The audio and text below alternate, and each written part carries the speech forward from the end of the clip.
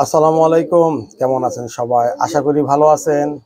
আমার প্রিয় বন্ধুরা, আমার চ্যানেলের সকল দাদা ভাই, দাদু ভাইরা। তো আজকে আমি পরপর 3টা video line beat, cross beat আর হয়েছে ইন বিট নিয়ে দেওয়ার পর আজকে আমি চিন্তা করলাম যে আপনারা অবশ্যই কবুতরের যে বিটগুলা তৈরি করবেন, কারণ এই বিটগুলোর মধ্যে যে কত পার্সেন্ট ব্লাড কাউন্ট করতেছেন, এগুলা ক্রসের মাধ্যমে কাউন্ট করতেছেন, সেই ব্লাডের সম্পর্কে আপনাদের একটা প্রাথমিক ধারণা দেওয়ার জন্য। যদিও ভিডিওতে সবকিছু বলা যায় না, আর সবকিছু বোঝানোর পরও আপনারা বুঝতে পারবেন না। এগুলো যখন কাজ করতে থাকবেন, কবুতর নিয়ে যখন বিভিন্ন গবেষণা করবেন, কাজ করবেন, তখন অটোমেটিক আপনাদের আয়ত্তে এসে পড়বে। আর ব্লাড লাইনটার ব্লাড কাউন্ট হয়েছে সবচাইতে প্রথম। আমি অন্য অন্য ভিডিওগুলোতে যেভাবে বলে দিছি ওইখানে ব্লাডগুলো কাউন্ট হয়ে গেছে। হয়তোবা জানেন না যে আপনারা কত পার্সেন্ট করে কোনটার ব্লাড কত পার্সেন্ট কাউন্ট হয়ে গেছে, এটা আপনারা বুঝতে পারেন না। তো যাই হোক বন্ধুরা, আমি চাইবো যে আজকের ভিডিওর পর আপনাদের সেই ভুল ধারণা বা মনে না রাখার ব্যাপারটাও কাউন্ট হয়ে যাবে। তো বন্ধুরা আসুন, তাহলে আপনারা যারা নতুন আছেন আমার চ্যানেলটাকে সাবস্ক্রাইব করে দিবেন, আর অবশ্যই আমার সাথে থাকবেন।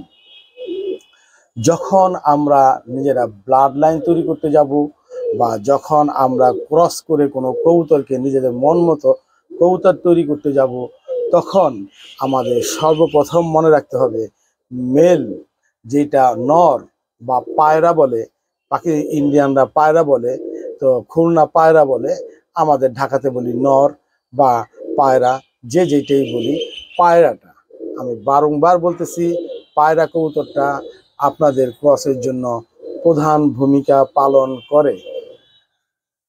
তো প্রধান ভূমিকাটা যদি পায়রাটা পালন করে, তাহলে অবশ্যই ব্লাডের ব্যাপারটা আসে।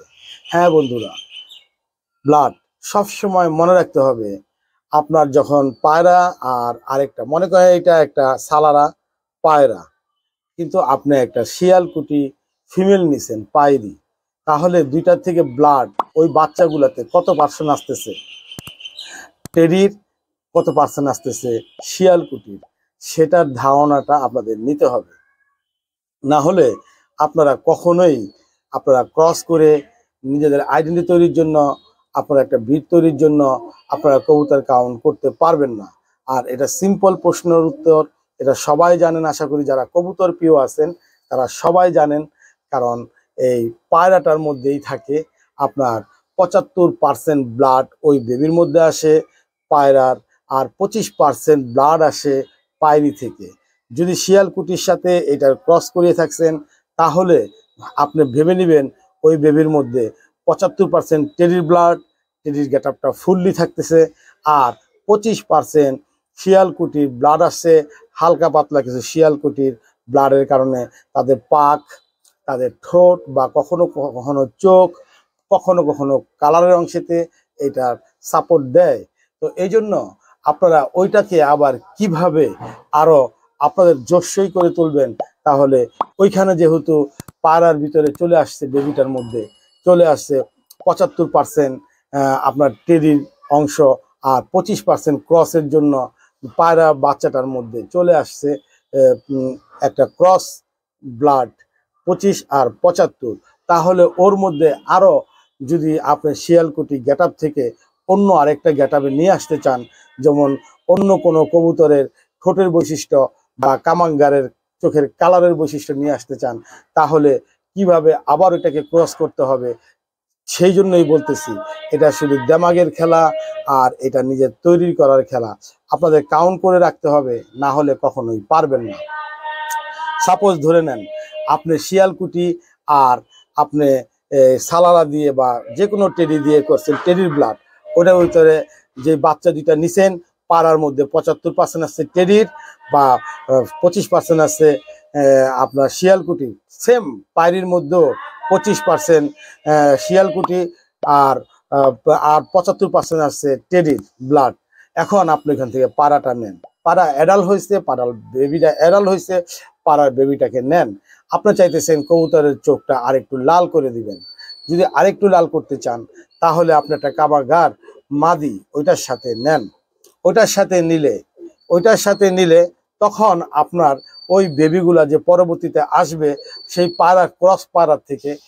ক্রস পায়রার থেকে যে 75% ব্লাড ছিল টেডির, সে এখন এখানে আপনার কামাগারের সাথে ক্রস করানোর পরে যে বাচ্চাগুলো আসতেছে এখানে 50-50% কমে যাবে।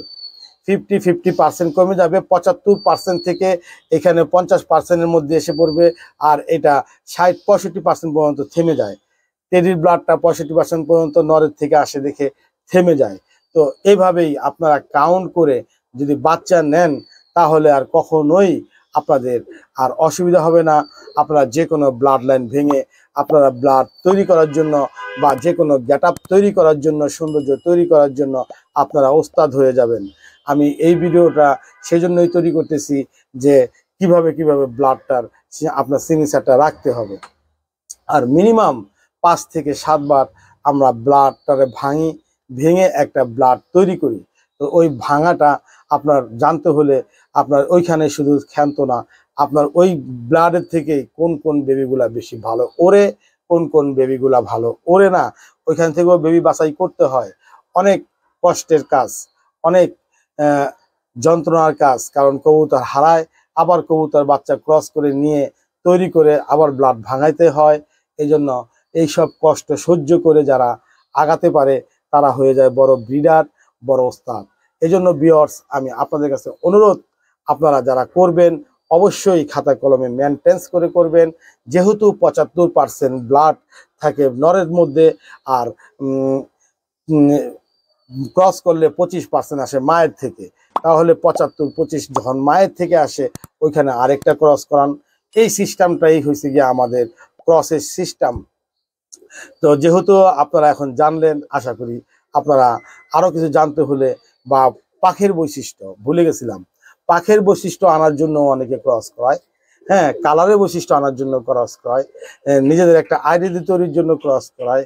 তো আইডেন্টি তৈরির জন্য যদি ক্রস করাতে চান তাহলে নিজস্ব একটা ব্রিড তৈরির জন্য সব সময় আপনার একটা আইডেন্টি আপনার বেবিগুলোর মধ্যে আসবে। তাহলে অবশ্যই আপনারা ওইভাবে ক্রস করাবেন। না জানলে আমাকে ফোন দিবেন, আমি বলে দিব। আর না হলে পরবর্তীতে এটা নিয়ে একটা আইডেন্টি, নিজের মধ্যে আইডেন্টি থাকতে হবে, লং ভিডিও হবে, সেই ভিডিওতে আমি বলে দিব, আপনারা সেখান থেকে জানতে পারবেন। ভালো থাকেন সবাই, আর আমার জন্য দোয়া করবেন। আমি আপনাদের জন্য দোয়া করি আপনারা সবাই ভালো থাকেন, সুস্থ সুন্দর থাকেন, কবুতরকে ভালোবাসেন। আসসালামু আলাইকুম।